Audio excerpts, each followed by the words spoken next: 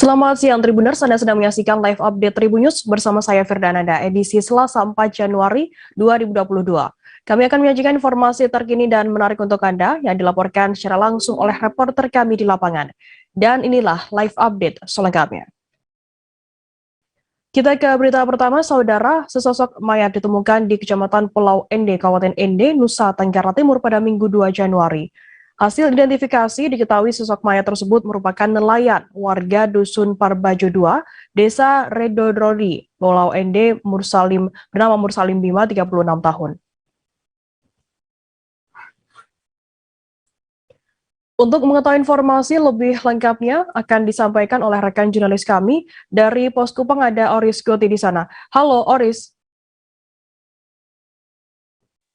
Halo Firda.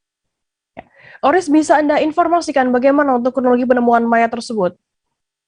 Ya Firda, peristiwa penemuan mayat tersebut pada Minggu 2 Januari 2022 di laut, jaraknya kurang lebih 300 meter dari daratan. Pertama kali ditemukan oleh dua warga setempat, yakni Ardin Abu Bakar dan Abdullah Cika. Lalu setelah mereka menemukan mayat tersebut yang tenggelam di dasar laut, mereka lalu melaporkan ke pihak pemerintah desa setempat dan ke Polsek Pulau Ende. Setelah itu aparat Polsek Pulau Ende lalu bergerak bersama warga menggunakan perahu milik warga untuk melakukan evakuasi terhadap jenazah korban. Saat evakuasi memang sempat menemui kendala di mana tubuh korban dalam posisi tengkurap di dasar laut, lalu tubuhnya terlilit tali nilon. Setelah melakukan evakuasi, jenazah berhasil dibawa ke darat, lalu dilakukan pemeriksaan oleh pihak medis. Setelah itu, warga bersama aparat kepolisian membawanya kepada pihak keluarga untuk selanjutnya dimakamkan. Sekian, Firda. Oris, sejauh ini apakah sudah ada pernyataan dari pihak kepolisian sendiri mengenai penyebab kematian dari korban? Ya, Kapolsek Pulau Ende, Ibda Kamaludin yang sudah saya konfirmasi, beliau menegaskan bahwa penyebab utama kematian dari Mursalim Bima ya murni karena kecelakaan, tidak ditemukan adanya tanda-tanda kekerasan pada tubuh korban. Sekian, Firda. Oris, bagaimana kemudian reaksi dari pihak keluarga sendiri seusai mayat tersebut ditemukan? Ya, Ibda Kamaludin juga sudah membangun komunikasi dengan pihak keluarga. Dan pihak keluarga sudah menyatakan untuk menolak bahwa jenazah itu dilakukan otopsi dan mereka menerima kepergian atau kematian dari Mursalim Bima ini sebagai suatu peristiwa kecelakaan. Gak bisa menerimanya dengan ikhlas dan lapang dada. Sekian, Firda. Baik, Tribuners, jurnalis kami tadi juga sudah menghimpun keterangan dari Kapolsek Pulau Ende, Ibda Kamaludin. Berikut liputannya untuk Anda. Masalah kendala memang ada, yaitu faktor cuaca yang tidak bersahabat saat mengevakuasi korban dari dasar laut ke permukaan air laut, dan masyarakat tidak berani untuk menyelam dikarenakan masyarakat belum berani mendekat bila belum ditangani oleh pihak kepolisian, sehingga saya bersama anggota langsung melakukan evakuasi di sekitar di permukaan air laut. Mengevakuasi korban dari dalam dasar laut ke atas permukaan air laut membutuhkan waktu sekitar kurang lebih 10 menit, dan kemudian korban dievakuasi dari tempat kejadian perkara, lokasi kejadian, ke puskesmas membutuhkan waktu kurang lebih sekitar 20 menit.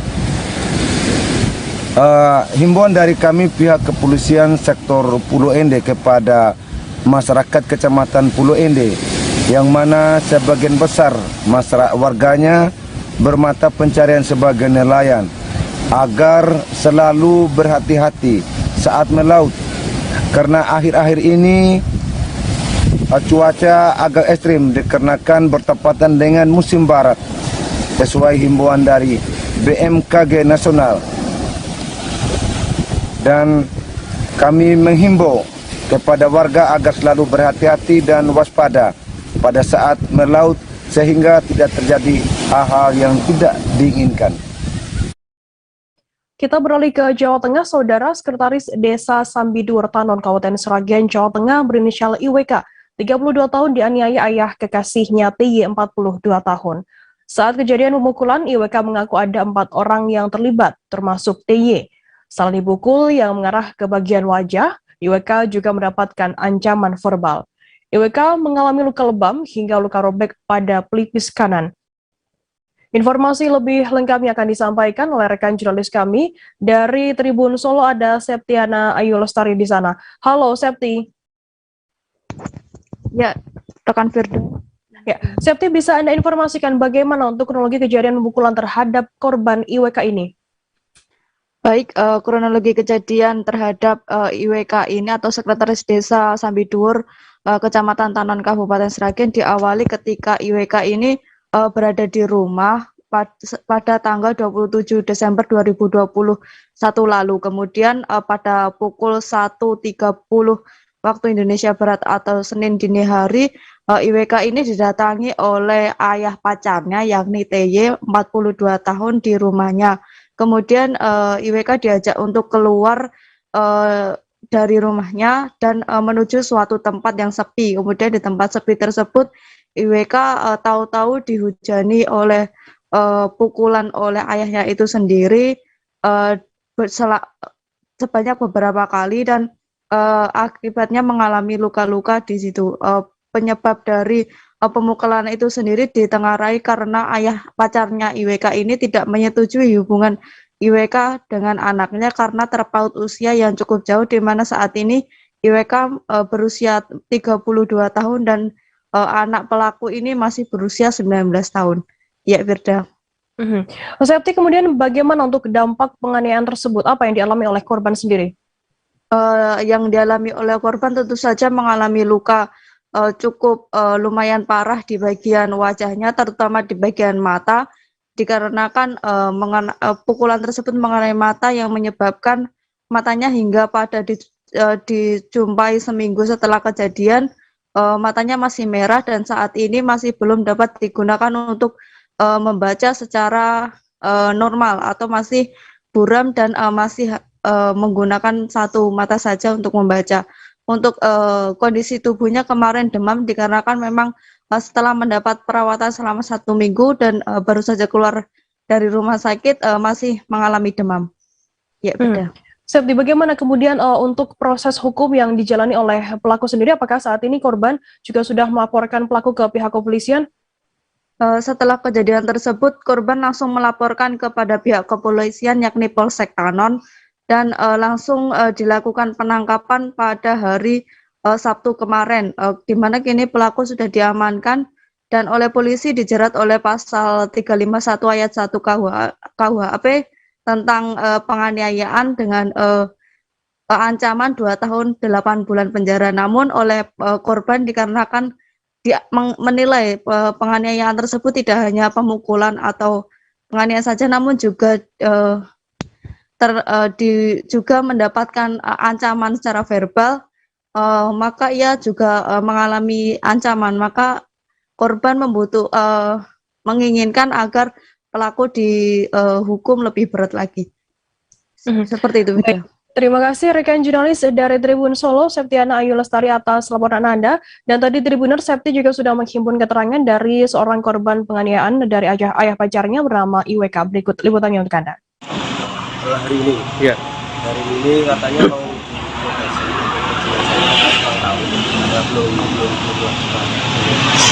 Mas, suaranya agak keras ya? kurang ini sih mas, gendeng mas. Iya. Ya, Kedatangan ke sini apa? Saya kurang paham karena saya mau dipanggil sama saksinya ke sini tadi, jadi belum tahu mau kasih keterangan apa, itu belum tahu. Siapa yang manggil? Bapak Anit, Bapak Warsito. Mas, kemarin kan pasalnya kan 2 tahun 8 bulan. Bagaimana mas dengan pasal tersebut? Itu sudah pantaskah atau ada tuntutan lain atau harapan kepada penegak hukum? Mungkin saya rasa kurang ya, karena itu kan bahasanya saya di rumah terus diajak keluar, keluarganya udah nggak usah pedulikan kayak gitu. Jadi mungkin lebih mengarah keadilan lagi. Untuk penasihat hukum apresiasi, cuma mungkin kurang pendapatnya, kurang untuk pasalnya. Selain ancaman apa Mas yang dilakukan?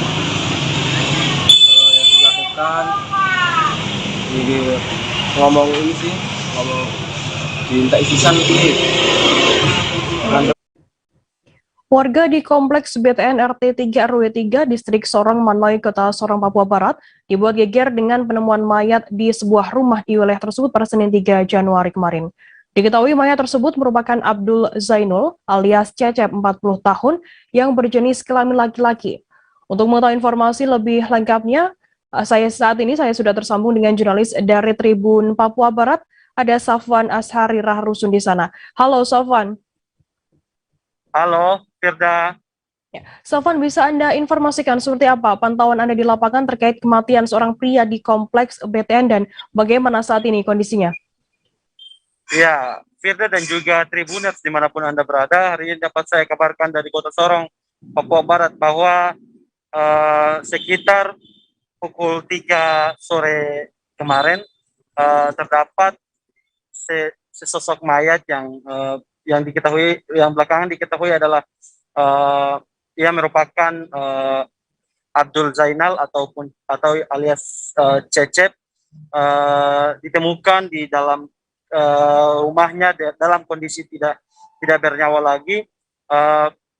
Berdasarkan keterangan yang diperoleh oleh dari masyarakat sekitar, Cecep diketahui tidak lagi melakukan aktivitas sejak tanggal 1 kemarin hingga tanggal 3 kemarin, dengan adanya aroma bau menyengat dari dalam rumah sehingga masyarakat curiga dan langsung membongkar paksa pintu Cecep, almarhum Cecep, dan melihat di dalamnya Cecep sudah tidak lagi bernyawa. Kemudian sejauh ini langkah apa yang sudah diambil oleh pihak kepolisian untuk mengungkap kasus tersebut? Ya, setelah dilaporkan setelah masyarakat dalam hal ini RT setempat melaporkan langsung ke pihak kepolisian, dan setibanya para aparat kepolisian tiba di lokasi tersebut dan langsung melakukan olah TKP serta membawa jenazah tersebut ke rumah sakit untuk dilakukan visum, dan untuk sampai saat ini kami belum mendapatkan keterangan lebih lanjut begitu, Firda. Sofan, mungkin bisa Anda informasikan bagaimana kemudian pendapat dari masyarakat sendiri terkait almarhum semasa hidupnya? Iya, berdasarkan wawancara kami dengan salah satu tetangga Cecep, beliau menjelaskan bahwa Cecep semasa hidupnya di kompleks BTN tersebut, beliau tidak terlalu terbuka dengan masyarakat dan juga tetangga-tetangga sekitar, sehingga tanggal 1 kemarin juga beliau sempat ditemukan dia melakukan aktivitas di sekitar kompleks tersebut, namun tidak terlalu begitu dekat dengan masyarakat begitu. Baik, terima kasih rekan jurnalis dari Tribun Papua Barat, Safwan Ashari Rahrusun, atas laporan Anda. Dan tadi Tribuners, Safwan juga sudah menghimpun keterangan dari Sarlota Mahulete, warga BTN RT 3 RW 3, dan AKP Nirwan Fakobun, Kasat Reskrim Polres Sorong Kota. Berikut liputannya untuk Anda. Cuma pas adiknya datang, terus bilang saya sama dia ke sana. Terus sampai sana tidak ada suara, terus dia bilang, dia kasih saya, tante mah sudah kayaknya ada bau busuk. Terus saya bilang, kalau gitu kita dobrak pintu. Terus dobrak sampai berapa kali baru pintunya terbuka, karena dia kunci pakai grendel lah gitu, jadi atas bawah, jadi dobrak setengah mati. Pas tak buka, adiknya yang masuk duluan, langsung lihat dia sudah kaki tangan sudah terbuka su hitam, tuh mayatnya saya tidak berani, saya cuma lihat begini terus saya lari keluar lagi karena memang takut. Gitu aja. Dari masyarakat di tempat sekitar di sini, di BDN, kompleks BDN, ada yang melaporkan bahwa ada ditemukan mayat di dalam rumah. Dengan inisial IT. Korban inisial IT ditemukan pada saat diketuk dan tidak ada suara dari dalam dari keluarganya sendiri. Kemudian didobrak dan diketahui sudah dalam keadaan tertidur. Kemudian dari hasil penglihatan sementara, namun kita belum bisa pastikan juga karena hasil ini semua harus didapati oleh hasil visum daripada dokter. Yang mayat ini sudah lebih dari 1 kali 24 jam. Kemudian tadi ada beberapa saksi juga yang kita tanyakan di TKP, tapi masih interogasi sementara. Terakhir dilihat pada saat tanggal 1 atau 2 hari yang lalu, yang bersangkutan sempat ada keluar untuk melakukan aktivitas di pasar. Untuk sementara hasil daripada visum belum kita dapati karena masih dilakukan pemeriksaan di Rumah Sakit Seleng Solo. Kondisi jenazahnya seperti apa? Ya, kondisi jenazahnya sudah yang jelas sudah lebih dari 1 hari. Ada sudah terlihat sedikit membusuk ya, karena memang sudah lebih dari 1 hari, di mana lebam-lebamnya sudah muncul dan sudah berbau karena sudah lebih dari 1 hari, sudah membusuk. Tanda kekerasan dalam tubuh. Untuk tanda-tanda belum bisa kita pastikan, yang jelas tanda-tanda itu harus dari visum dokter. Dari tanda-tanda sampai sekarang belum ada, dan cairan-cairan juga belum ada. Yang kita temukan dari cairan itu atau mulut atau alat kelamin almarhum yang kita temukan. Kantor ekspedisi Ninja Express di Nagan Raya dirampok oleh orang tak dikenal atau OTK pada Senin 3 Januari dini hari. Uang yang ada di dalam kantor yang beralamat di Desa Blangtungah, Kecamatan Kuala Nagam Raya tersebut sebanyak 200 juta rupiah raib dibawa kabur oleh pelaku. Informasi lebih lengkapnya akan disampaikan oleh rekan jurnalis kami dari Serami News Indonesia, ada Rizwan di sana. Halo Rizwan.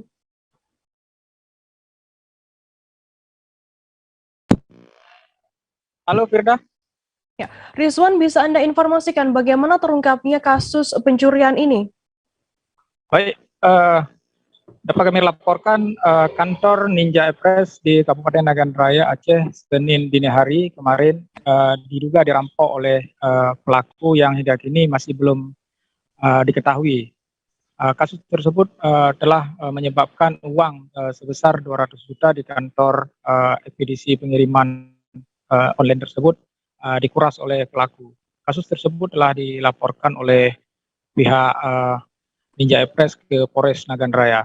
Tim Polres Nagan Raya sendiri sudah melakukan olah tempat kejadian perkara untuk mengungkap apakah peristiwa tersebut murni kasus perampokan ataukah ada dugaan-dugaan lain yang hingga kini masih dalam proses penyelidikan pihak kepolisian.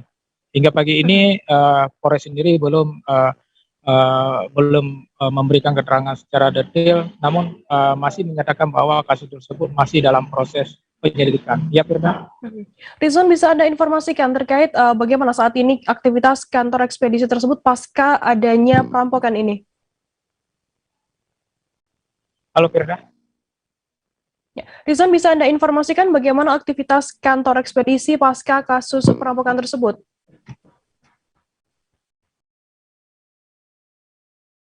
Halo, rekan Rizwan.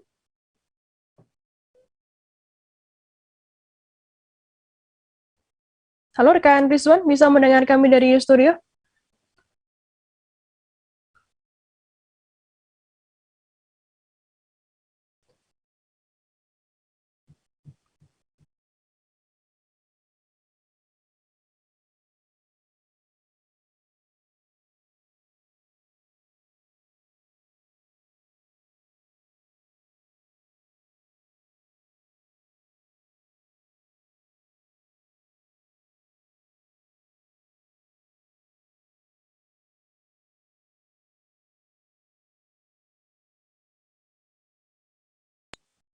Rizwan, bagaimana kemudian aktivitas kantor ekspedisi tersebut pasca adanya kasus perampokan ini?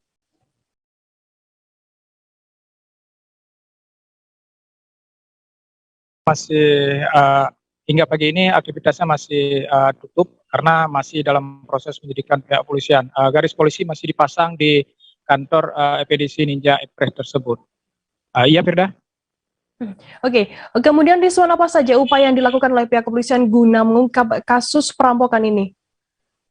Iya, Firda. Untuk mengungkap kasus tersebut, pihak kepolisian hingga Selasa pagi ini masih memeriksa sejumlah karyawan dari perusahaan tersebut. Jadi pihak polisi masih minta keterangan pihak-pihak yang mengetahui apakah ini murni kasus perampokan oleh pihak dari kalangan luar ataupun apakah ada keterlibatan dari pihak orang dalam. Sejauh ini polisi masih menyelidiki kasus tersebut. Ya, Firda. Oke, berarti saat ini masih dalam proses penyelidikan dari pihak kepolisian begitu. Baik, terima kasih rekan jurnalis dari Serambi News Indonesia, Rizwan, atas laporannya. Selamat bertugas kembali. Dan tadi Tribuners, Rizwan juga sudah menghimpun keterangan dari pekerja Ninja Express bernama Halidin. Berikut liputannya untuk Anda. Dari info dari kawan jam 12 bahwa ada kejadian kehilangan uang sekitar 200 juta. Cuman tempatnya berada 2 tempat. Yang satu tempat posisinya di meja kasir. Nah, tempat kedua di kamar. Uangnya di brankas. Cuman itu yang kawan bilang waktu kejadian hilang uang dia pergi tinggalkan kantor beli gorengan. Nggak lama dari beli gorengan balik sini sekitar 20 menit balik lagi sini. Tapi balik sini tengok di lemari kamar belakang kebuka, dicek uang ada lagi. Kirain si kawan nih kepala kantornya yang bawa pulang uang, ditelepon kepala kantor katanya nggak ada diambil. Ada rusak, Bang? Hah? Ada yang rusak? Nggak ada yang rusak, cuman pintu belakang nggak dikunci, dibuka. Pintu tengah pun nggak dikunci. Yang ada waktu kejadian tuh anggota kerja kita juga lagi berdiri di kedai ini, nggak salah lagi ngopi lah dia. Waktu ditinggal sama kasir. Kita beralih ke informasi selanjutnya, Saudara. Kecelakaan angkot sepeda motor Honda Beat versus Yamaha Xeon terjadi di Jalan Gajah Mada, Kelurahan Gunung Pangilun, Kecamatan Padang Utara, Kota Padang pada Senin 3 Januari. Satu korban meninggal dunia merupakan istri anggota Polri berpangkat Ibda yang berprofesi sebagai seorang guru. Informasi lebih lengkapnya akan disampaikan oleh rekan jurnalis kami dari Tribun Padang. Ada Rezi Aswar di sana. Halo Rezi. Iya, Firda. Halo. Ya, Rezi, bisa Anda informasikan bagaimana untuk kronologi kendaraan yang terlibat dalam kecelakaan tersebut? Iya, ini kecelakaan terjadi di Jalan Gajah Mada, tepatnya di depan Auto Kredit Motor di Kelurahan Gunung Pangilun, Kecamatan Padang Utara, Kota Padang, Provinsi Sumatera Barat, di mana kecelakaan ini terjadi sekitar pukul 7:15 waktu Indonesia bagian Barat, di mana pada saat itu sedang jam sibuk atau sedang kepadatan arus lintas cukup padat karena masyarakat sedang melakukan perjalanan untuk menuju kantor atau sekolah, gitu. Di mana ada 3 kendaraan yang terlibat dalam kecelakaan ini, yaitu ada 1 unit angkot dan 1 unit Honda Beat dan 1 unit Yamaha Xeon, di mana kecelakaan ini membuat 3 unit kendaraan tersebut mengalami rusak, gitu. Namun ada juga 1 korban jiwa, begitu, Fedra. Bisa Anda informasikan terkait korban jiwa yang kabarnya juga tewas di lokasi kejadian ini? Iya, untuk ada 1 dari pengendara sepeda motor jenis Honda Beat, yaitu inisial E, yaitu berprofesi sebagai seorang guru yang juga merupakan istri dari seorang perwira polisi yang bertugas di Polda Sumbar,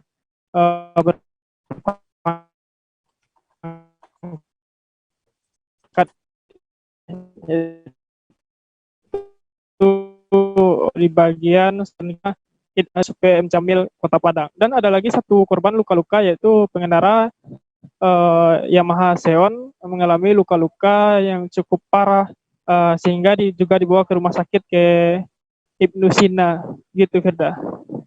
Rezi, beredar kabar bahwa sopir angkot yang terlibat kecelakaan ini melarikan diri begitu. Apakah memang ini benar atau bagaimana kemudian tindakan dari pihak kepolisian sendiri? Ya, kami telah melakukan wawancara dan konfirmasi kepada Kasat Lantas Polresta Padang, AKP Alvin, di mana ia mengatakan bahwa kejadian atau peristiwa kecelakaan ini murni tabrak lari, sehingga pada saat kejadian supir dari angkot tersebut yang ada di lokasi langsung meninggalkan lokasi kejadian dan sampai saat ini belum diketahui keberadaannya. Dan saat ini pihak kepolisian Satlantas Polresta Padang bekerjasama dengan Satreskrim Polresta Padang untuk mengungkap dan mencari keberadaan pelaku, juga melibatkan tim kelewang Polresta Padang. Begitu, Firda. Baik, terima kasih rekan jurnalis dari Tribun Padang, Rezi Azwar, atas laporan Anda. Selamat bertugas kembali. Dan tadi Tribuners, Rezi juga sudah menghimpun keterangan dari seorang warga, Prama Ermawati, dan juga AKP Alvin, Kasat Lantas Polresta Padang. Berikut liputannya untuk Anda. Sudah itu ibu tagak sebentar langsung masuk kantong di apa polisi nanya kata toleh kan. Apa sih kendaraan ibu? Kendaraannya itu obit kedua-duanya. Itu ada angkot ibu? Angkot ada ya? Angkotnya iya angkot yang mabai, yang mantap kan. Ada berapa orang yang luka-luka? Penumpangnya kan banyak, penumpangnya enggak nampak ibu beda cuma yang pusing yang nampak si ibu punya yang cowok itulah yang ke orang rumah sakit ini kapan.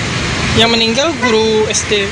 Yang guru SD di Bale yang meninggal itu. SD berapa? 17 ya. Ibu itu tinggal di perumahan Pelano, di KTP Salili orang semua. Iya. Jam berapa tadi? Jam 7 lah. Sedang macetnya sih gak berjalan ini? Iya, orang di keluar Tekaraju sekolah. Jadi kejadiannya pada hari Senin tanggal 3 Januari pukul 7.15 di Jalan Gajah Mada depan Autokredit, motor kecelakaan Kelurahan Gunung Panggilan, Kecamatan Padang Utara. Nah, jadi mobil angkot ini kontra sepeda motor. Jadi dari arah selatan, dari arah Alai menuju arah Simpang Tinju, sampai di TKP tertabrak. Jadi mobil angkot ini menabrak motor Honda Beat dan motor Yamaha Sion, di mana mereka jalurnya sama. Ada korban jiwa mas? Untuk korban jiwa ada satu meninggal dunia, kemudian satu luka lecet di bagian pipi. Ini angkot ini masih berisi penumpang atau gimana? Jadi pada saat ini angkot itu kosong, kemudian pada saat kejadian si pengemudi angkot meninggalkan angkotnya di TKP, kemudian dia lari. Untuk statusnya sekarang? Untuk status sekarang dia sedang dalam pengejaran. Kita sementara juga mencari saksi-saksi. Kita sudah mendatangi rumahnya kosong, kemudian kita sudah mendapatkan semua keluarganya. Kita masih melakukan pengejaran kepada pelaku tabrak lari tersebut. Berarti identitasnya sudah diketahui? Identitasnya sudah kita ketahui. Untuk angkot sendiri kecepatannya? Kecepatan sedang, tapi dia karena dia melambung mengambil arah langsung menabrak pengendara yang satu arah dengan angkot tersebut. Berarti murni tabrak lari? Murni tabrak lari. Tribuners, seusai jeda kami akan kembali di informasi menarik lainnya, tetaplah di Live Update. Oke, apa kabar Bang Arif di sini untuk strateginya? Kalau saya sendiri di Game Week 37 ini yang semalam baru mulai, apa yang dirasakan Cover Hitam? Sebenarnya aku nggak ngerasa itu penangkapan atau penggerebegan atau apapun itu, karena gitu posisinya aku kriteria. Jadi kita mengenal disebut dengan stroke yang tidak berdarah dengan stroke yang berdarah. Stroke yang tidak berdarah itu biasanya ditandai dengan adanya penyumbatan. Kalau itu penyumbatan di sini mungkin pikirnya tidak ke situ kali ya, tapi kalau di Korea atau di Kamboja itu ada beberapa paper yang saya itu mas, ya dulunya tukang koran. Oh gitu ya, tukang koran. Ya saya baca itu tuh kan, pernah baca kan? Ya. Jadi kalau saya jadi tanggal itu udah bersyukur banget. Si anak ini dijadikan sebagai tersangka begitu. Ya kalau ini kita bicara yang di luar kasus Sebongombo ya. Dengan nama hujan shower, di mana terdapat batas jelas antara daerah hujan dan tidak hujan yang biasanya terjadi pada fase awal mature stage atau tahap berbahaya itu Kang. Jadi mulai artinya terjadinya perlembekan. Nah itu untuk penetrasi akan sulit gitu ya. Dok, saya ini menurut saya memang tidak mudah bukan urusan tanah diambil. Kalau misalnya Amerika Serikat sekarang, Rasulullah mengatakan dalam sebuah hadis bahwa berpuasa di 6 hari Syawal itu. Oke, apa kabar Bang Arif di sini untuk strateginya? Kalau saya sendiri di Jumit 37 ini yang semalam baru mulai, Apa yang saya dirasakan udah Kak Fernita? Sebenarnya aku nggak ngerasain penangkapan atau penggerebegan atau apapun itu. Karena gini loh, posisinya aku Kriteria. Jadi kita mengenal disebut dengan stroke yang tidak berdarah dengan stroke yang berdarah. Terima kasih Anda masih bersama kami di Live Update. Kita beralih ke informasi selanjutnya, Saudara. Polda Jawa Timur mengerahkan tim khusus untuk mencari seorang DTNI asal Palestina berinisial MDH, 41 tahun yang kabur dari rumah detensi imigran Rudenim, Surabaya di Pasuruan, Jawa Timur. Sejak mendapat laporan tersebut pada Minggu 2 Januari, anggota tim khusus tersebut sudah mulai melakukan pelacakan dan pengejaran terhadap warga negara asing ini. Terlebih pada saat petugas mendapati laporan mobil yang dikendari oleh MDH untuk kabur pada siang hari, ditemukan terparkir dalam keadaan rapi di halaman Masjid Hidayatullah, Karangketuk, Gading Rejo, Kota Pasuruan pada hari yang sama. Informasi lebih lengkapnya akan disampaikan oleh rekan jurnalis kami dari Tribun Jatim, ada Luhur Pambudi di sana. Halo Luhur. Halo Firda. Ya, Luhur, bisa Anda informasikan bagaimana upaya dari Polda Jatim ini untuk mengkoordinasikan Polres jajaran untuk mengejar WNA tersebut? Oke, dari pihak Polda Jatim, sebagaimana yang kita sudah lansir tadi, memang sejak dilaporkan insiden kaburnya si DTNI asal Palestina ini sejak hari Minggu ya, Minggu siang itu pihak Polda Jatim, terutama dari Satreskrim Polres Pasuruan, kemudian bekerjasama dengan Satreskrim Polres Pasuruan Kota melakukan upaya pengejaran terhadap si MDH, berinisial MDH ini. Jadi dia adalah WNA asal Palestina yang memang diketahui kabur ya dari rumah detensi imigrasi Rudenim, Surabaya yang berkantor di Kabupaten Pasuruan. Videonya sempat viral untuk upaya pelarian yang dilakukan oleh si MDH tersebut yang berusia 41 tahun itu, dan pihak Polda Jatim melalui 2 Polres tersebut sudah melakukan upaya pelacakan, kemudian upaya pengejaran terhadap si MDH itu. Dan memang informasi terbaru yang didapati oleh pihak kepolisian adalah ditemukan sebuah mobil Chevrolet yang merupakan mobil kepala dinas ya, kepala dari pihak Rudenim. Jadi itu mobil dinas plat merah jenis Chevrolet yang memang digunakan kabur oleh si MDH itu, ternyata ditemukan di sebuah area parkir halaman sebuah masjid yang ada di kawasan Polres, yang ada di kawasan Pasuruan Kota. Jadi memang jaraknya tidak terlampau jauh ya dari lokasi area Rudenim yang berada di Kabupaten Pasuruan.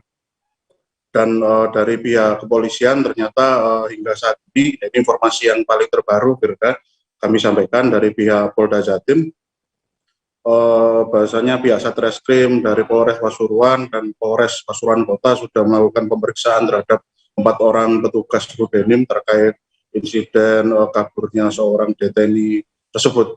Dan hari ini akan ada saksi lagi yang akan diperiksa, yakni terutama dari beberapa orang petugas pengurus masjid yang menjadi lokasi ditemukannya mobil dan digunakan oleh DTNI tersebut untuk kabur.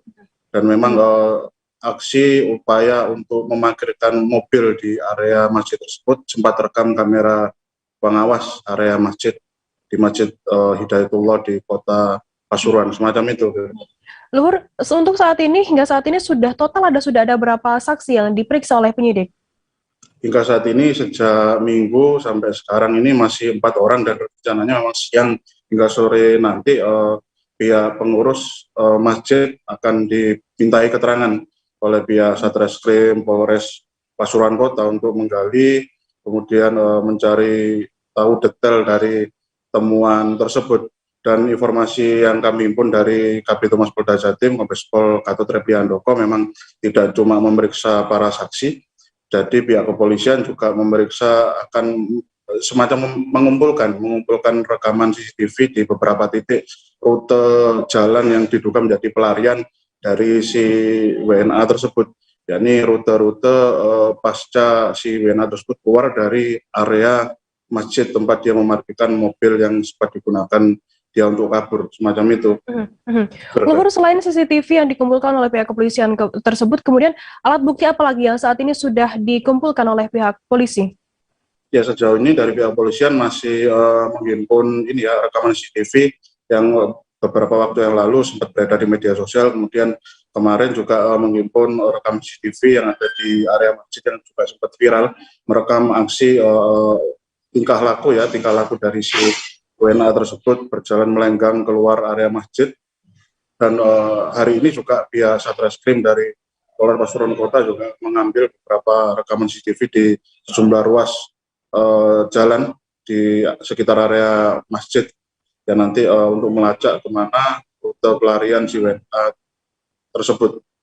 Jadi memang semacam itu, dan untuk hasil untuk data-datanya memang sementara hanya rekaman CCTV dan keterangan dari beberapa saksi ketika kejadian, semacam itu. Luhur, bagaimana? Mungkin bisa Anda informasikan? Itu dugaan langsung menerobos pintu yang ada di dalam bangunan Rudenim itu, kemudian jalan menuju ke ruang tempat area pengumpulan kunci kendaraan. Jadi di sana si pelaku si DTM tersebut berusaha untuk mengambil beberapa kunci. Jadi semacam sudah dideteksi, sudah diamati, kemudian mengambil, dan si DTM tersebut sempat terlibat baku pukul dengan petugas yang berusaha untuk menahannya. Dan sebenarnya skenario yang bukan skenario awal dari DTM ini adalah kabur menggunakan kendaraan bermotor atau kendaraan motor dinas yang ada di sekitar area parkir. Tapi ternyata ketika berusaha untuk menaiki kendaraan motor tersebut, ternyata si DTM tersebut mendapat perlawanan dari petugas, karena mungkin saking kuatnya ya si petugas sampai dibanting. Informasi yang kami pun dari pihak Kanwil Kemenkumham Jatim sempat dibanting, sehingga akhirnya si DTM tersebut bisa kabur dan membawa sebuah kunci kendaraan dinas milik Kepala Rudenim, mobil Chevrolet itu, dan ternyata ia langsung menggunakan mobil itu untuk berusaha mendobrak pintu pagar utama sebagaimana video yang beredar tersebut ya. Jadi beberapa kali berusaha untuk menerobos, tapi memang pihak petugas begitu sigap saat itu, berusaha untuk sebaik mungkin, secepat mungkin untuk melakukan mekanisme pengamanan, penutupan terhadap pagar, area pembatas di area parkir di area Rudenim tersebut. Kemudian ternyata si DTNI tersebut masih terus berusaha untuk melakukan mekanisme untuk upaya kabur dengan cara menabrakkan pagar, dan akhirnya pagar tersebut jebol, kemudian lari sekitar pukul 13, jadi sekitar pukul 1 siang, dan ternyata hanya jangka sekitar 2 jam atau kurang dari 2 jam, yang ternyata petugas juga mendapati adanya mobil tersebut yang digunakan MDA untuk kabur itu ditemukan di sebuah area masjid, area parkir masjid, semacam itu, Firdan.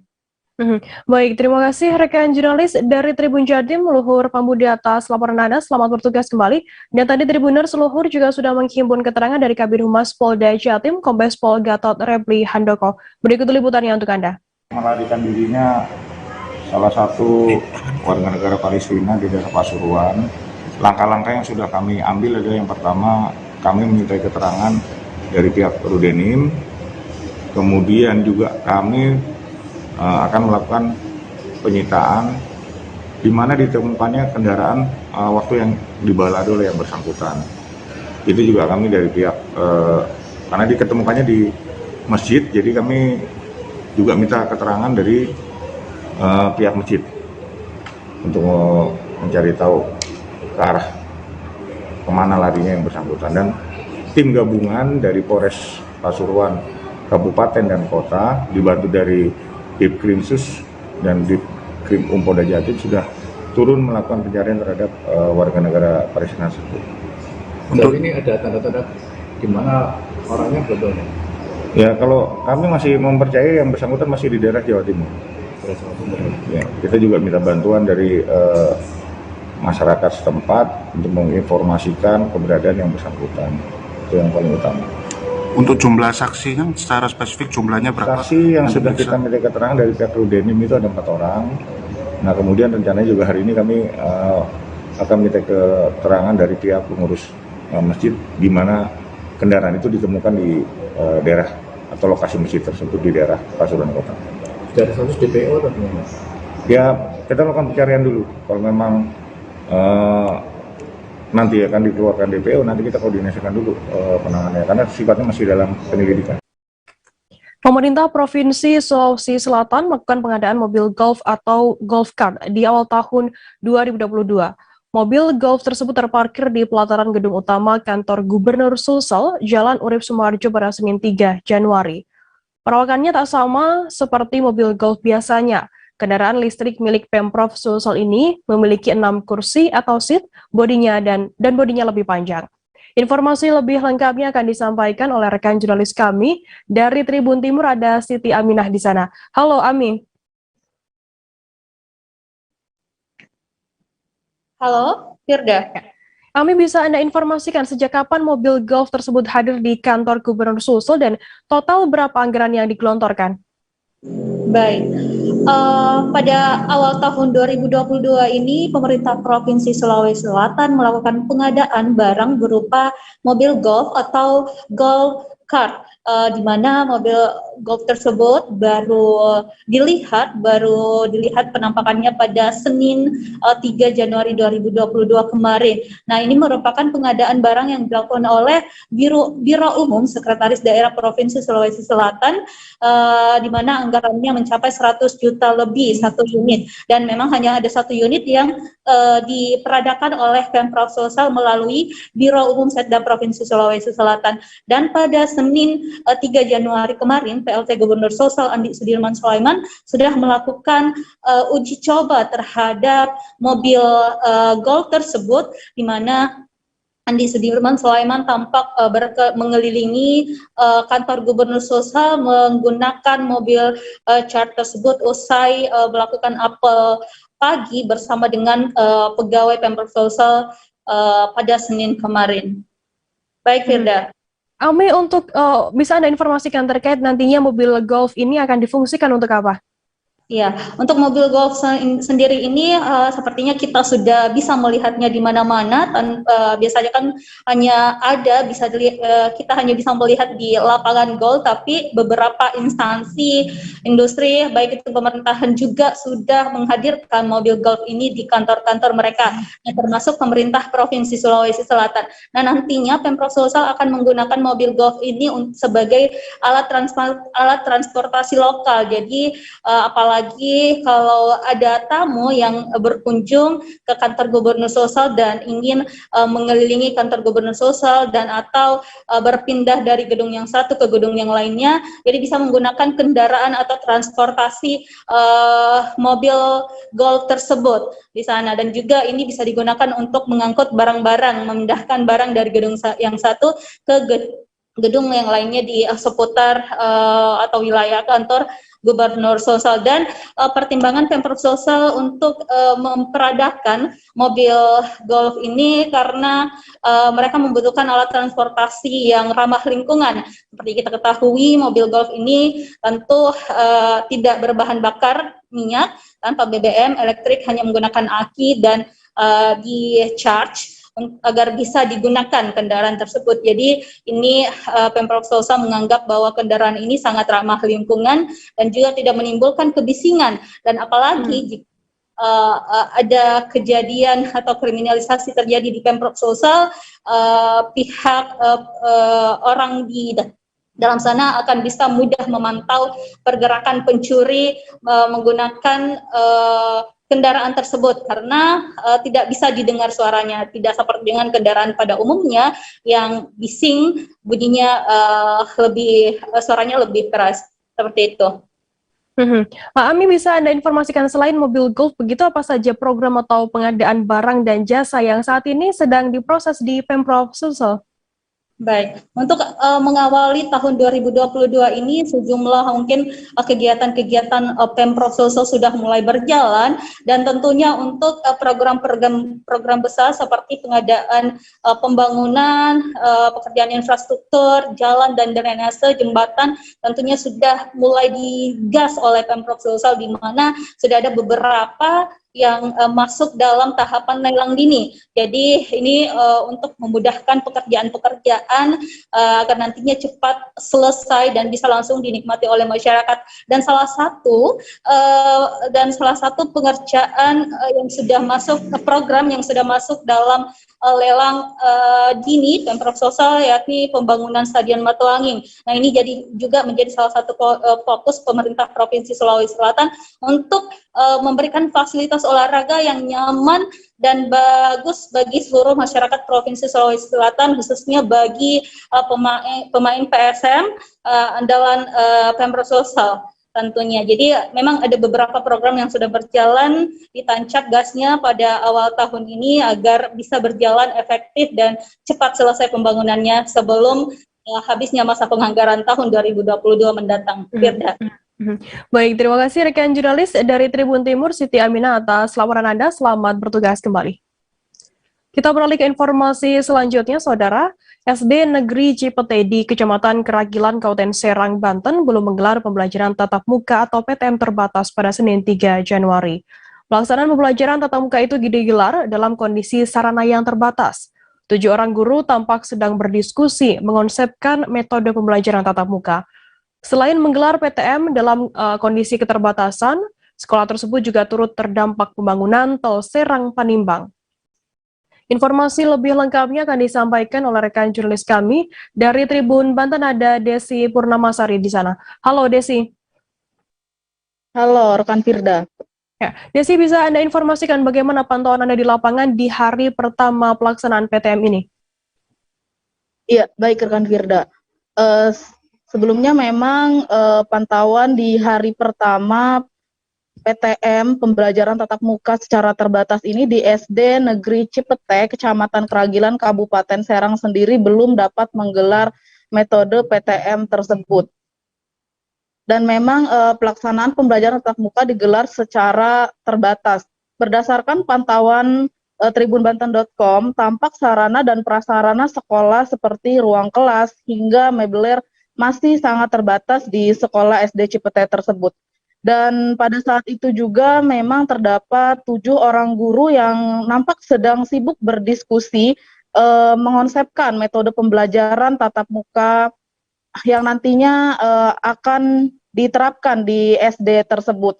Selain menggelar pembelajaran tatap muka dalam keterbatasan tersebut, memang SDN Cipete ini juga turut terdampak pembangunan tol Serang-Panimbang yang hingga saat ini belum juga dipindahkan atau mendapatkan bangunan sekolah baru. Begitu, Firda. Desi, bagaimana para guru ini membagi waktu belajarnya di tengah kondisi sarana yang terbatas? Iya, dari informasi yang didapat yakni dari Mimi Sulasmi selaku perwakilan guru SD Cipete mengatakan bahwa memang pada hari Senin ini para siswa baru saja mengumpulkan rapot atau mengembalikan rapotnya yang sudah dibagikan pada minggu lalu. Dan nantinya untuk pembelajaran tatap muka secara terbatas sendiri tetap akan dilakukan secara daring dan luring. Lantaran memang pembagian kelas yang jumlahnya terbatas, yang saat ini hanya ada 3 ruang kelas yang dapat digunakan dengan jumlah siswa yakni ada sekitar 200 siswa. Nah, nantinya dari konsep PTM yang telah dibuat oleh para guru tersebut akan diberikan kepada pihak kepala sekolah untuk dapat disetujui. Dan untuk pelaksanaan PTM sendiri di SDN Cipete baru akan dimulai pada minggu depannya. Dan untuk minggu ini para siswa belajar secara daring, begitu Firda. Berarti untuk minggu ini masih dalam konsep oleh pihak sekolah begitu. Baik, terima kasih rekan jurnalis dari Tribun Banten, Desi Purnamasari atas laporan Anda. Dan tadi Tribuners, Desi juga sudah menghimpun keterangan dari guru SDN Cipete bernama Mimi Sulasmi. Berikut liputannya untuk Anda.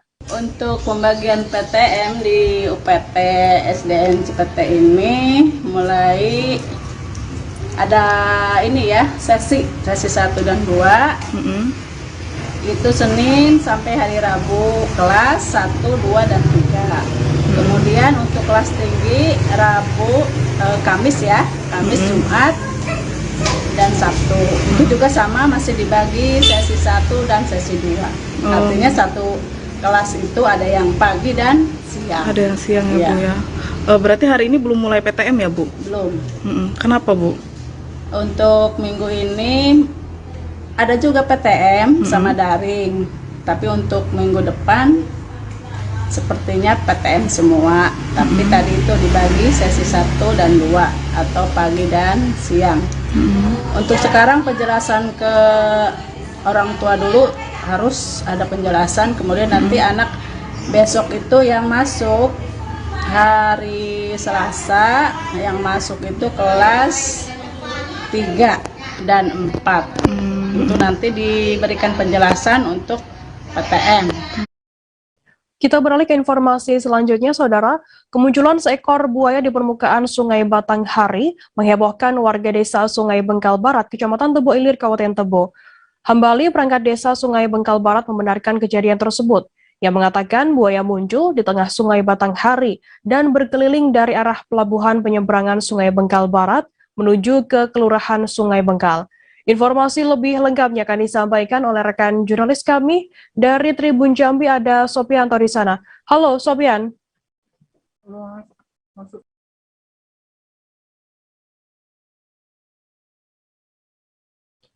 Halo rekan Sopian.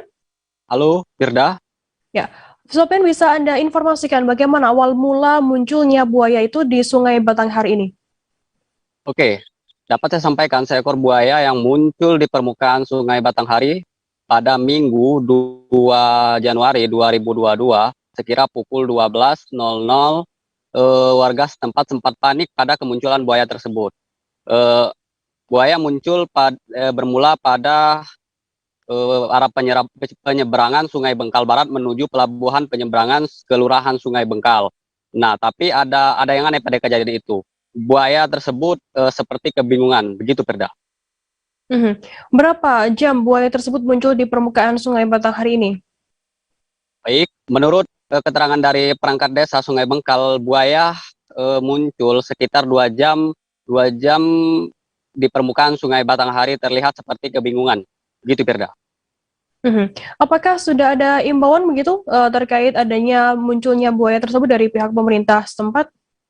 Baik, saat dikonfirmasikan kepada Camat Tebo Ilir, berpesan kepada warga di sana untuk hati-hati dalam beraktivitas di Sungai Batanghari, seperti melakukan mandi di Sungai Batanghari ataupun melintas di Sungai Batanghari. Demikian Firda. Berarti buaya ini tidak ditangkap oleh pihak oleh pemerintah setempat dan juga warga di sana, berarti Sofyan? Sampai saat ini belum ada keterangan Firda. Baik, terima kasih rekan jurnalis dari Tribun Jambi, Sopianto, atas laporan Anda. Selamat bertugas kembali. Kita beralih ke informasi selanjutnya, Saudara. Suasana haru bercampur gembira terjadi di dermaga C Pelabuhan Pelindo Dumai saat KRI Banjarmasin 592 bersandar di pelabuhan pada Senin 3 Januari. KRI Banjarmasin 592 yang bersandar di Pelabuhan Pelindo Dumai ini membawa sekitar 450 prajurit TNI Angkatan Darat dari Batalion Infanteri 131 Braja Sakti setelah menyelesaikan tugas pengamanan perbatasan Republik Indonesia Papua Nugini sekitar 9 bulan lamanya. Informasi lebih lengkapnya akan disampaikan oleh rekan jurnalis kami dari Tribun Pekanbaru, ada Doni Kusuma Putra di sana. Halo Doni. Halo rekan Firda. Ya, Doni, bisa Anda informasikan bagaimana suasana kepulangan prajurit TNI tersebut? Ya, terima kasih rekan Firda. Memang setelah 9 bulan lamanya jalani operasi tugas negara dalam mengamankan batas-batas wilayah di perbatasan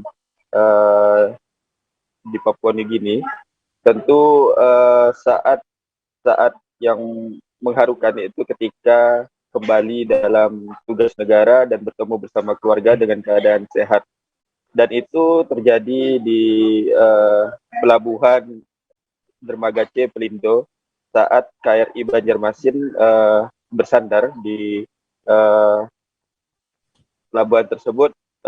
Ratusan atau sekitar 450 personil terlihat gembira wajahnya karena akan menemui keluarganya dan juga kembali ke kesatuannya. Sebelum kembali ke kesatuannya, para personel ini tentunya harus menjalani swab test karena memang pemerintah tidak ingin bahwa dengan kepulangan para pahlawan ini nantinya akan memberikan dampak buruk bagi keluarga karena memang COVID-19 ini masih menjadi pandemi yang perlu diwaspadai. Untuk itu pemerintah Kota Dumai dalam hal ini membantu dalam melakukan swab test yang sudah dilakukan oleh pemerintah Kota Dumai saat menyambut para personil yang ada yang bersandar di Pelabuhan Dermaga C Pelindo Kota Dumai, sahabat rekan Firda. Doni, bisa Anda informasikan mungkin apa saja sebenarnya tugas mereka ini selama menjaga perbatasan RI dan Papua Nugini? Ya, rekan Firda, berdasarkan keterangan dari Komandan Batalion 131 BRS, yang mana para personel ini selama 9 bulan itu melaksanakan tugas patroli guna mengecek patok perbatasan RI dengan Papua Nugini. Bahkan kegiatan ini digelar untuk menjamin keamanan perbatasan Indonesia. Dan juga tidak hanya melakukan pembatasan untuk melakukan patroli atau mengawasi perbatasan Indonesia, namun 450 personil ini juga membantu masyarakat yang berada masyarakat di wilayah tersebut untuk membangun wilayahnya. Jadi ada kerjasama atau ada kerja keras antara masyarakat setempat dan juga personil TNI dalam membangun wilayah yang mereka singgahi dan juga yang mereka datangi untuk tugas negara, seperti itu rekan Firda. Bagaimana kemudian kesan dari para prajurit ini selama mereka bertugas dan saat ini sudah kembali ke kesatuan mereka? Ya rekan Firda, memang sempat juga saya wawancarai salah satu personil yang hendak pulang ke kesatuannya dan juga bertemu dengan keluarganya.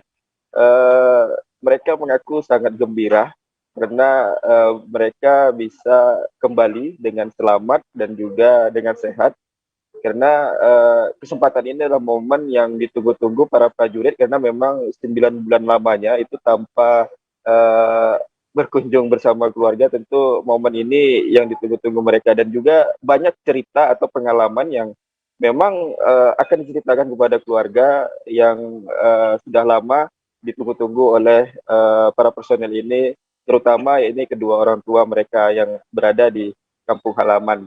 Seperti itu rekan Firda. Baik, terima kasih rekan jurnalis dari Tribun Pekanbaru, Doni Kusuma Putra, atas laporan Anda. Selamat bertugas kembali. Dan tadi Tribuners, Doni juga sudah menghimpun keterangan dari Komandan Batalion Yonif 131 BRS, Letkol Infanteri Muhammad Ervani. Berikut liputannya untuk Anda. Selama 9 bulan. 9 bulan ya. Gimana nih perasaannya akan balik ke satuan nih? Merasa senang, merasa kebanggaan bagi kita kan bisa dengan berhasil, dengan selamat bisa bertemu dengan keluarga.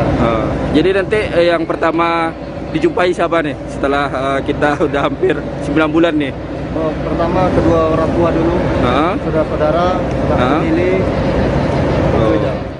Baik, terima kasih untuk kegiatan pagi hari ini sesuai dengan protokol kesehatan kita, karena kita baru melaksanakan perjalanan, maka kita melaksanakan tes web dan alhamdulillah untuk hasilnya tidak ada satupun anggota kami yang reaktif. Jadi semuanya dinyatakan aman oleh Dinkes Padang dan juga dari KKP.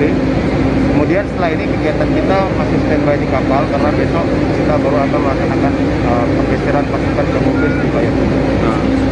Udah berapa lama Komandan izin di operasi di perbatasan?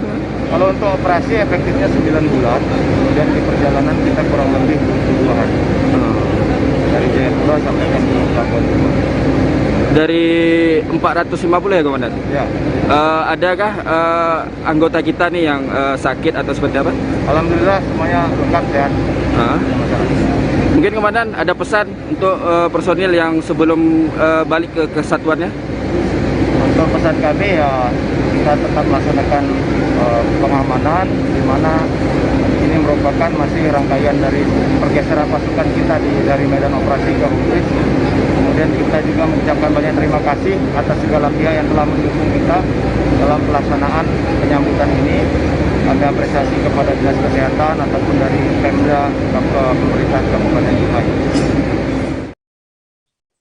Kita beralih ke informasi selanjutnya, Saudara. DPP Partai Demokrat menetapkan Edi Irawan Arif sebagai Ketua terpilih DPD Partai Demokrat Provinsi Lampung. Penetapan itu dilakukan secara virtual oleh Sekretaris Jenderal DPP Partai Demokrat Teguh Rifki Harsa dan Kepala BPOKK Herman Hairon pada Senin malam 3 Januari. Edi Irawan Arif yang merupakan kakak kandung politisi DPP Partai Demokrat Andi Arief ini terpilih menyisihkan petahana M. Rido Fikardo.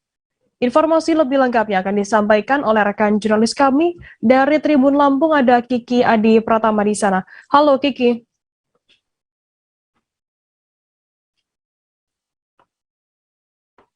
Halo rekan Firda. Kiki, bisa Anda informasikan bagaimana dinamika proses terpilihnya Edi Irawan ini sebagai Ketua Demokrat di Lampung dari awal hingga pengumuman kemarin malam? Baik, jadi memang penetapan Ketua DPD Demokrat terpilih Provinsi Lampung ini cukup lama ya, melalui proses pencalonan, kemudian juga proses fit and proper test sampai diproses oleh DPP Partai Demokrat. Awalnya mereka melakukan pemilihan ini melalui dengan mekanisme musda ataupun musyawarah daerah yang langsung dipimpin oleh Kepala BPOKK. Kemudian setelah musda itu muncul 2 nama dalam yang diusulkan oleh masing-masing Ketua DPC Partai Demokrat Kabupaten.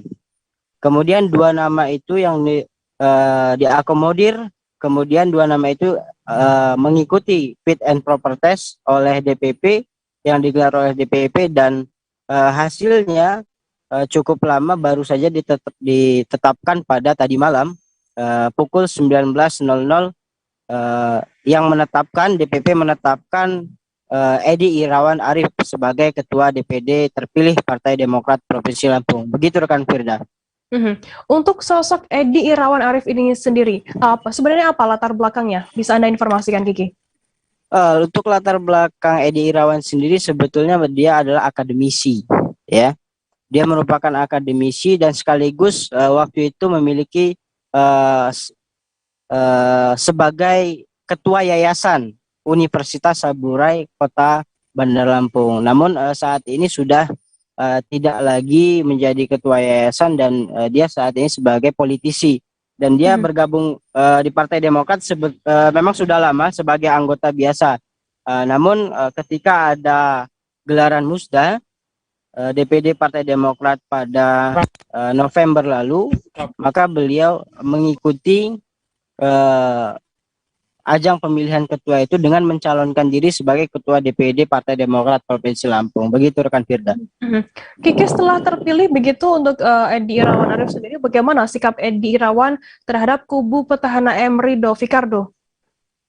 Ya, memang dalam dinamika politik tentu pasti ada beda pandangan apalagi dari kubu lawan. Namun Edi ya selaku ketua terpilih menegaskan bahwa dirinya siap menggandeng ataupun merangkul kepada seluruh kader Partai Demokrat di Provinsi Lampung.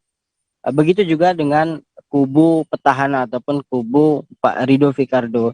Jadi dia tidak menegaskan tidak akan membuang ataupun mengeluarkan pengurus-pengurus yang memang dulunya adalah kubu dari Pak Rido Fikardo. Begitu rekan Firda. Baik, terima kasih rekan jurnalis dari Tribun Lampung Kiki Adi Pratama atas laporan Anda. Dan tadi Tribuners, Kiki juga sudah menghimpun keterangan dari Ketua Umum DPD Demokrat Lampung terpilih Edi Irawan Arif. Berikut liputannya untuk Anda. Izin Pak Edi, kabarnya kita sudah dipastikan terpilih sebagai Ketua DPD Partai Demokrat Lampung. Ini seperti apa ini Pak Edi? Ya, terima kasih. Tadi pukul 19.00 saya mendapat video call dari DPP Partai Demokrat, yaitu melalui Sekjen dan Kepala BPOKK. Dalam video call tersebut, Pak Sekjen mengatakan bahwa DPP Partai Demokrat telah menetapkan saya sebagai Ketua DPD Partai Demokrat Provinsi Lampung. Dan saya selanjutnya segera diminta untuk menyusun kepengurusan, dan konsep kepengurusan ini akan dibahas di DPP pada tanggal 11 Januari yang akan datang. Sebelumnya sudah ada informasi atau memang baru hari ini saja diberitahu bahwa kita telah terpilih itu, Pak Edi? Wah, setelah musda berlangsung dan saya mengikuti fit and proper test, maka semuanya saya serahkan kepada DPP.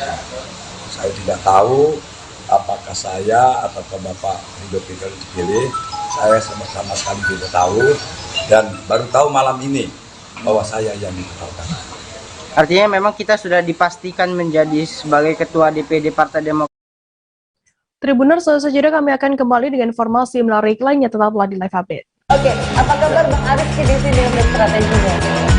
Kalau saya sendiri di Jumip 37 ini yang semalam baru mulai, saya udah pasti. Sebenarnya aku nggak ngerasa itu penangkapan atau penggerebekan atau apapun itu, karena gini loh, posisinya aku kriteria. Jadi kita mengenal disebut dengan stroke yang tidak berdarah dengan stroke yang berdarah. Stroke yang tidak berdarah itu biasanya ditandai dengan adanya penyumbatan. Kalau itu penyumbatan di sini mungkin pikirnya tidak ke situ kali ya, tapi kalau di Korea atau di Kamboja itu ada beberapa paper yang saya itu mas, ya dulunya tukang koran. Oh gitu ya, tukang koran. Ya saya baca itu Pak. Tuh kan pernah baca kan? Ya. Jadi kalau saya jadi tanggal itu udah bersyukur banget. Si anak ini dijadikan sebagai tersangka begitu. Ya kalau ini kita bicara yang di luar kasus Situbondo ya, dengan nama hujan shower, di mana terdapat batas jelas antara daerah hujan dan tidak hujan yang biasanya terjadi pada fase awal mature stage atau tahap berbahaya itu Kang. Jadi mulai artinya terjadinya perlembekan. Nah itu untuk penetrasi akan sulit begitu ya. Dok, saya ini menurut saya memang tidak mudah, bukan urusan tanah diambil. Kalau misalnya Amerika Serikat sekarang, Rasulullah mengatakan dalam sebuah hadis bahwa berpuasa di 6 hari Syawal itu. Oke, apa kabar Bang Arif di sini dengan strateginya?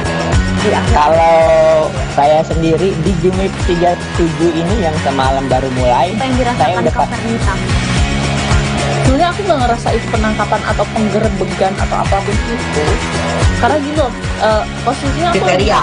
Jadi kita mengenal disebut dengan stroke yang tidak berdarah dengan stroke yang berdarah.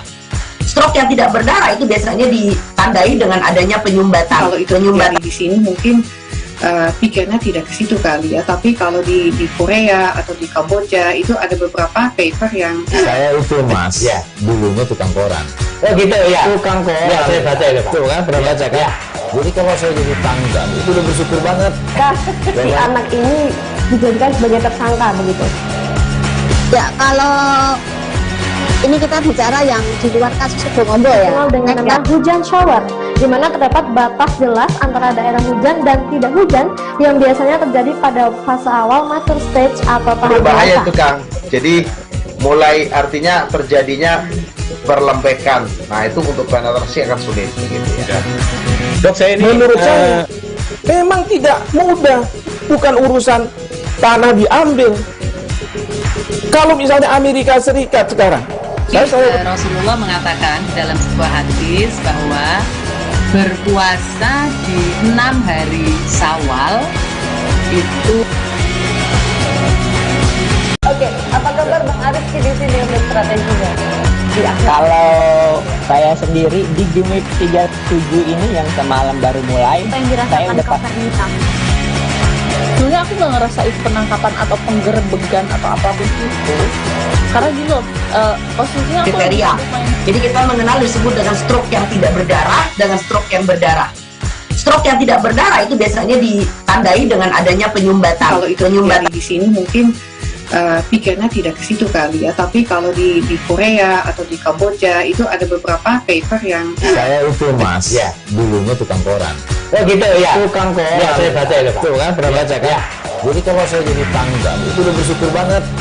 Si anak ini dijadikan sebagai tersangka. Terima kasih Anda masih bersama kami di Live Update. Kita beralih ke informasi selanjutnya, Saudara. Kemenak Sulawesi Tenggara terus berupaya meningkatkan indeks kesalehan umat beragama di Sulawesi Tenggara dari 82,52% pada tahun 2020 menjadi 83,92% pada tahun 2021. Gubernur Sulawesi Tenggara Ali Mazzi mengatakan Kemenak terus tumbuh dan berkembang menjadi instansi pemerintah yang mempunyai peran penting dan strategis. Hal itu diungkapkan oleh Ali Mazzi saat gelaran Hari Amal Bakti ke-76 pada Senin 3 Januari kemarin. Informasi lebih lengkapnya akan disampaikan oleh rekan jurnalis kami dari Tribun News Sultra, ada Ridwan Kadir di sana. Halo Ridwan. Ya, rekan Firda. Ya, Ridwan, bisa Anda informasikan apa makna Hari Amal Bakti ke-76 bagi Gubernur Sultra dan Kakanwil Kemenak Sultra? Ya, makna Hari Amal Bakti ke-76 ini menurut Gubernur Sultra Ali Mazzi, yakni agama merupakan sumber inspirasi, dengan itu jadikan agama sebagai penggerak yang dapat meningkatkan daya kreativitas. Tak lupa juga Ali Mazzi mengimbau kepada seluruh pegawai Kemenak Sultra harus menerapkan nilai budaya kerja, yakni integritas, profesionalitas, inovasi, tanggung jawab, dan juga keteladanan. Sementara itu, Kakanwil Kemenak Sultra, yaitu Zainal Mustamin, mengatakan dalam Hari Amal Bakti ke-76 kali ini, pihaknya fokus kepada penguatan moderasi beragama. Hal itu agar Sultra dapat menjadi daerah yang harmonis, rukun, dan damai dalam menjalin tali silaturahmi antar masyarakat. Kembali ke rekan Firda. Ridwan, dapat Anda jelaskan mungkin untuk peningkatan indeks Kemenak secara nasional? Ya, pencapaian indeks Kemenak terus alami peningkatan, seperti misalnya indeks kesalehan umat beragama dari 82 pada tahun 2020 menjadi 83 pada tahun 2021. Kemudian indeks kerukunan umat beragama yang juga mengalami peningkatan, yaitu pada tahun sebelumnya, yaitu sebesar 67% menjadi 72. Kemudian indeks kepuasan layanan KUA juga meningkat dari 77 menjadi 78 pada tahun 2021. Kembali ke rekan Firda. Ridwan, Gubernur Sultra meresmikan Gedung Geraha Moderasi Beragama dalam Hari Amal Bakti ke-76 ini. Apa sebenarnya tujuan pembangunan gedung tersebut? Ya, berdasarkan keterangan dari Kakanwil Kemenak Sultra, yakni Zainal Mustamin, mengatakan tujuan dari pembangunan Gedung Geraha Moderasi Beragama tersebut, yakni guna membuka ruang dialog antar umat tersebut berguna sangat dibutuhkan.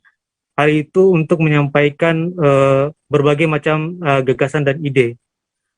Gedung ini juga sebagai wadah untuk menyelesaikan persoalan agama pada tingkat tokoh agama, yang tentunya dengan hasil atau kesimpulan dari dialog apabila terdapat masalah nantinya akan dirumuskan di tempat tersebut. Hal itu juga dapat menghilangkan sekat antar tokoh beragama yang ada di Sulawesi Tenggara. Kembali ke rekan Firda. Baik, terima kasih rekan jurnalis dari Tribun News Sultra, Ridwan Kadir, atas laporan Anda. Selamat bertugas kembali. Ya. Kita beralih ke informasi selanjutnya, Saudara. Sebanyak 2.513 orang atau penumpang tiba di Bandar Udara Sentani Kabupaten Jayapura pada arus balik Nataru tepat H+9 Natal pada Senin 3 Januari kemarin. Data tersebut diperoleh pada Senin 4 Januari melalui posko terpadu Nataru di Selasar Bandar Udara Sentani Jayapura. Pihak bandara juga akan menutup posko terpadu Nataru yang selama ini memantau dan melayani penumpang pada sore kemarin, maksud kami sebagai akhir dari momen Natal dan Tahun Baru. Informasi lebih lengkapnya akan disampaikan oleh rekan jurnalis kami dari Tribun Papua, ada Aldi Bimantara di sana. Halo Aldi. Ya, halo Firda dan juga Tribuners dari Bandar Udara Sentani. Berdasarkan pantauan saya memang arus lonjakan penumpang pasca libur Natal dan Tahun Baru ini sudah mulai mengalami lonjakan penumpang, Firda, dan juga Tribuners. Dapat saya informasikan berdasarkan pantauan saya di Bandar Udara Sentani, Kabupaten Jayapura, Papua, ini tercatat himpunan data dari posko Nataru yang ada di Selasar Bandar Udara Sentani ini terhimpun data untuk jumlah penumpang yang tiba di Bandara Sentani, Kabupaten Jayapura, pasca libur Natal dan juga Tahun Baru ini mencapai 2.513 orang. Data ini dikeluarkan per Senin 3 Januari 2022 atau H+9 Natal. Berdasarkan pantauan saya juga tadi sejak pukul 11.00 waktu Indonesia Timur, Bandar Udara Sentani di Kabupaten Jayapura, Papua ini sudah mulai dipadati oleh para penumpang yang tiba usai melaksanakan libur Natal dan juga Tahun Baru. Firda. Aldi, bagaimana dengan prediksi puncak arus balik dari pihak Angkasa Pura sendiri?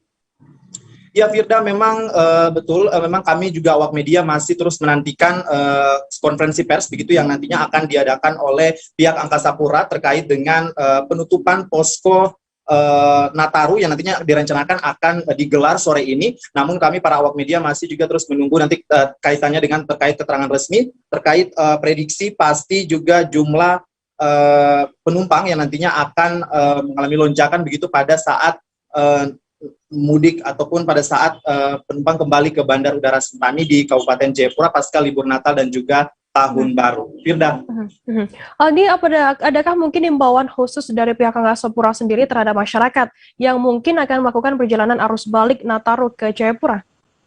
Ya Firda dan juga Tribuners, memang tepat bahwa Bandar Udara Sentani di Kabupaten Jayapura, Papua ini memang selayaknya bandar-bandar udara lainnya di daerah-daerah lainnya di Indonesia begitu, memang tidak hanya melayani untuk rute penerbangan di Papua saja, namun juga di domestik begitu antar pulau begitu. Namun memang himbauan dari pihak Angkasa Pura, satu Bandar Udara Sentani, Surya Eka, saat ditemui awak media dirinya menyebutkan bahwa nantinya posko terpadu Nataru ini masih akan terus digelar begitu, meski nanti dalam waktu ke depan tentunya pelayanannya akan kembali efektif seperti biasa, tidak hanya untuk fokus seperti kemarin Natal dan juga Tahun Baru. Firda. Baik, terima kasih rekan jurnalis dari Tribun Papua Aldi Bimantara atas laporan Anda. Selamat bertugas kembali. Dan tadi Tribuners, Aldi juga sudah menghimpun keterangan dari seorang penumpang bernama Mince Gumboy. Berikut liputannya untuk Anda. Nama Mince Gumboy berangkat ke Wamena, Natalan di Wamena. Mau Natalan kemana kakak? Ya. Ke Wamena. Kenapa memilih H-5 sebelum Natal, sebelum Hari Raya Natal sudah harus berangkat? Apa ada? Mau ikut Natal Wamena? Keluarga di sana kakak? Iya. Siap. Kemarin cari tiketnya susah atau agak sulit ya kakak? Siap. Berarti ini langsung penerbangan langsung ke Wamena? Untuk mau Natalan di sana kakak bersama keluarga? Kalau kakak lihat mungkin sendiri kalau Bandara Sentani sedikit mungkin untuk pelayanannya sendiri seperti apa yang kakak rasakan mungkin selama ini untuk dalam Natal? Kakak tahu ada posko di sana mungkin, posko Natal segala macam? Ada. Siap kakak, terima kasih kakak. Selamat. Insiden kecelakaan terjadi di Jalan Nasional, tepatnya di Jalan Raya Pleyang, Desa Pengungsian Kecamatan Kabupaten Sampang, Madura pada Senin 3 Januari. Insiden tersebut melibatkan antara kendaraan Honda PCX dan truk trailer hingga mengakibatkan satu nyawa korban melayang. Informasi lebih lengkapnya akan disampaikan oleh rekan jurnalis kami Dari Tribun Madura ada Hanggara Pratama di sana. Halo Hanggara. Halo, rekan Firda. Hanggara, bisa Anda informasikan bagaimana kronologi terjadinya kecelakaan antara Honda PCX dengan truk trailer ini? Ya, terima kasih. Insiden maut ini melibatkan antara kendaraan roda PCX dengan truk trailer, di mana akibat dari kendaraan ini satu nyawa korban melayang. Adapun korban merupakan Ersat, berusia 40 tahun, warga desa Gunung Mate, Sampang, dan tidak lain adalah pengendara Honda PCX putih dengan nopol M5493PW. Adapun insiden ini bermula dari kendaraan truk trailer nopol B9750EE yang dikemudikan oleh Rangga warga Jalan Tambak Mayor, Surabaya, melaju dari arah barat ke timur atau ke kota Sampang seperti itu. Dan setibanya di TKP, truk yang dikemudikan oleh pria 26 tahun ini mengerem dengan tujuan untuk menghindari rintangan di depan. Akan tetapi kondisi rem pada truk trailer ini mengalami blong seperti itu, sehingga mendadak beralih jalur ke kanan. Artinya kepala truk atau truk trailer ini seketika ke kanan, sedangkan dari arah sebaliknya melaju Honda PCX dengan kecepatan sedang, sehingga tanpa adanya jarak yang cukup untuk menghindar, pengemudi PCX dengan truk trailer saling adu banteng, sehingga korban terpental dan kendaraan Honda PCX ringsek seperti itu. Hanggara, pasca insiden maut tersebut seperti apa untuk kondisi dari pengemudi Honda PCX ini? Nah, siap. Akibat benturan keras lantaran adu moncong antara Honda PCX dengan truk trailer ini, pengendara PCX mengalami luka parah di bagian kepala sehingga meninggal dunia di tempat kejadian. Sedangkan untuk pengemudi truk trailer kondisinya sehat walafiat, akan tetapi pada saat menabrak, supir sempat melarikan diri lantaran khawatir karena amukan massa seperti itu. Akan tetapi beberapa menit kemudian pihak atau petugas di lokasi berhasil mengamankannya sehingga langsung dibawa ke kantor Satlantas Polres Sampang seperti itu. Hanggara, bagaimana terkait penanganan dari pihak Satlantas Polres Sampang sendiri atas adanya kejadian insiden kecelakaan tersebut? Siap. Nah, selain mengevakuasi korban dan kendaraan yang terlibat, Satlantas Polres Sampang melakukan penyelidikan hingga saat ini. Di sisi lain saat ini mengamankan Rangga, yaitu supir truk. Mengingat insiden kecelakaan tersebut diduga adanya kelalaian, sebab lalainya tersebut mengemudi tidak mengecek kondisi truk terlebih dahulu sehingga terjadi kecelakaan. Dan selanjutnya prosesnya akan dinaikkan ke tahap penyidikan, dan selama penyelidikan dilakukan pengemudi akan tetap diamankan seperti itu, Firda. Selain itu, petugas juga mengamankan surat-surat kendaraan truk. Begitupun dengan SIM yang dimiliki oleh pengemudi truk, dan adapun SIM yang dimiliki oleh pengemudi truk ini sesuai, dan meskipun sopirnya terbilang masih muda, tapi sudah lama mengemudi truk trailer seperti itu, Firda. Baik, terima kasih rekan jurnalis dari Tribun Madura, Hanggara Pratama, atas laporannya. Selamat bertugas kembali. Kita beralih ke informasi selanjutnya, Saudara. Tempat pembuangan akhir atau TPA sampah di Paku, Kecamatan Binuang, Kabupaten Polewali Mandar, Sulawesi Barat, sudah 3 hari ditutup oleh warga. Kondisi ini berimbas pada pengiriman sampah di sejumlah wilayah di Polman ke TPA Paku. Pasalnya, Kabupaten Polewali Mandar selama ini hanya mengandalkan TPA tersebut. Informasi lebih lengkap yang akan disampaikan oleh rekan jurnalis kami dari Tribun Sulbar, ada Hasan Basri di sana. Halo Hasan. Ya, halo Firda. Hasan, bisa Anda informasikan sejak kapan TPA sampah tersebut ditutup oleh warga? Oh ya, benar sekali Firda, bahwa memang warga Polewali Mandar ini, Sulawesi Barat ini telah melakukan aksi penutupan tempat pembuangan air sampah yang berada di Desa Paku, Kecamatan Binuang, Kabupaten Polewali Mandar. Dan hari ini sudah memasuki hari ketiga penutupan. Warga menutup dengan cara memasangi palang di jalur pintu masuk menuju TPA. bahkan untuk memastikan bahwa tidak ada armada pengangkut sampah yang masuk, warga di sana itu rela bermalam dan memantau setiap armada yang masuk, dan ketika melihat armada masuk maka itu akan dipaksa untuk putar balik.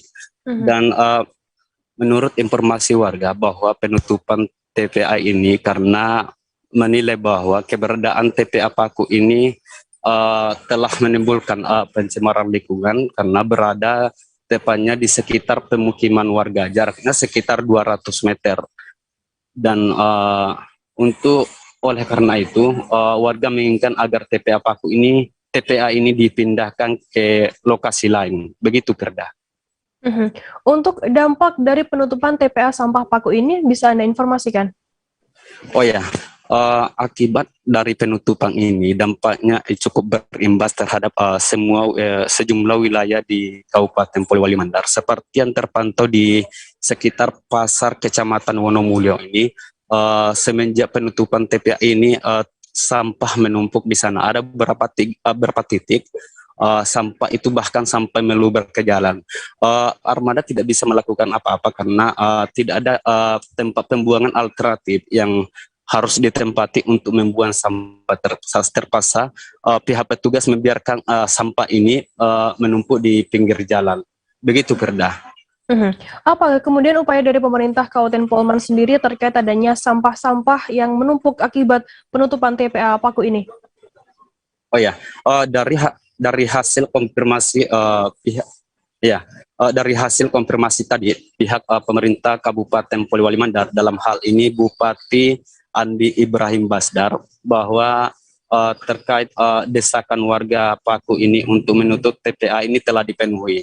Dan rencananya TPA ini akan dipindahkan di sebuah desa namanya Desa Tamangale, Kecamatan Balanipa, dan dipastikan bahwa TPA itu sudah berfungsi mulai hari ini, dan sampah-sampah yang menumpuk di sekitar Pasar Wonomulyo semuanya akan diangkut.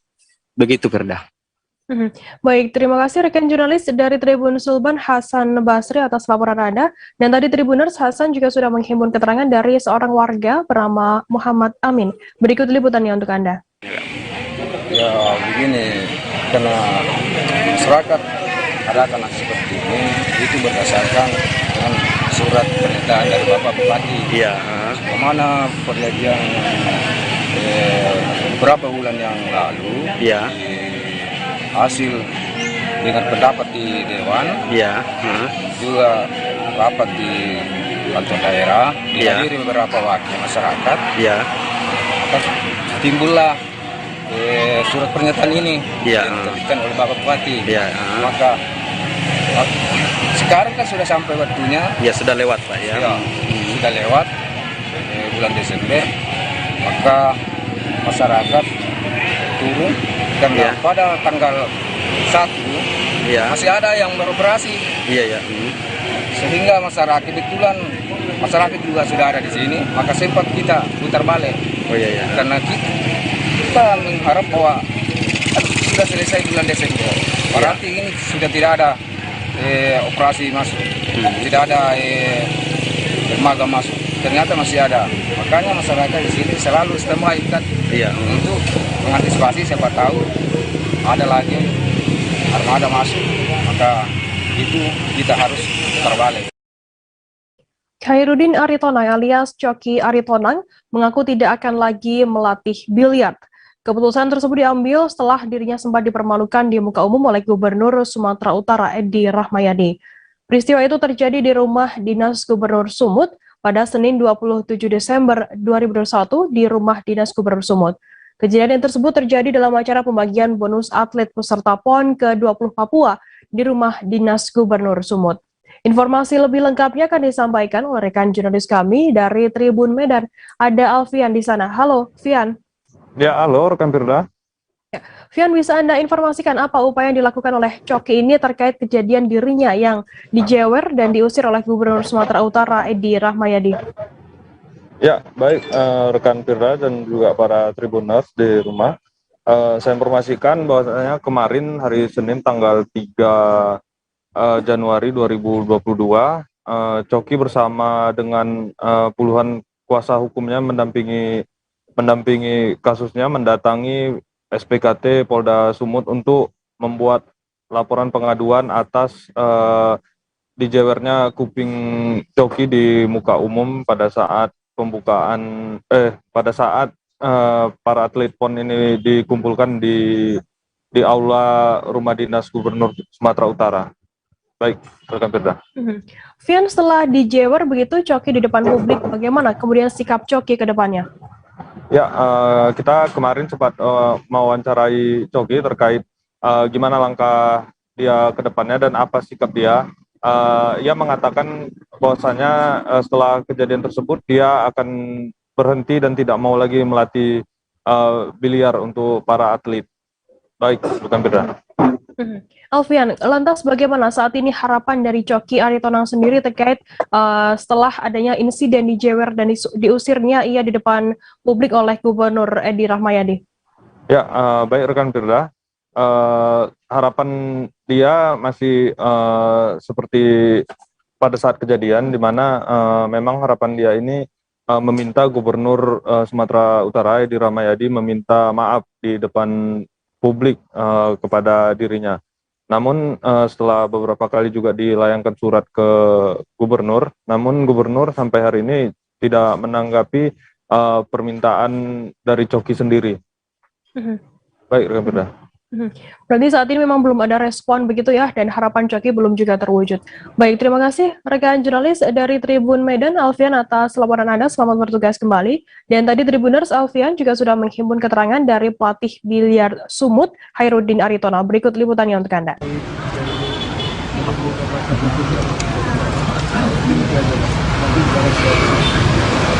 Masih ada pintu yang terkait somasi, Bang? Insya Allah sampai sekarang, Bang. Belum masih membuka itu. Kalau beliau juga hadir, saya pastikan terjadi di Bang.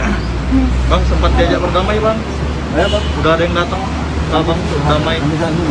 Sampai saat ini, Bang. Artinya setelah ini kita layangkan, kita buat laporan, jika kemudian beliau meminta maaf secara terbuka, apakah kemudian kita akan iya, laporan ini? Karena juga sebagai tanggung jawab Tapi tidak ada sampai hari ini langkah perusahaan dari pihak yang akan melaporkan. Maafnya syaratnya apa tuh, Bang? Ya, syaratnya tidak ada, Bang. Kita bertanggung jawab media, karena saya teman-teman yang lain yang bisa terbuka ya, Bang? Ya, terbuka ya? Saya kan nggak mau juga kalau itu salam-salaman juga saja, orang nggak tahu, orang nggak tahu, pikirannya nanti kayak mana kan?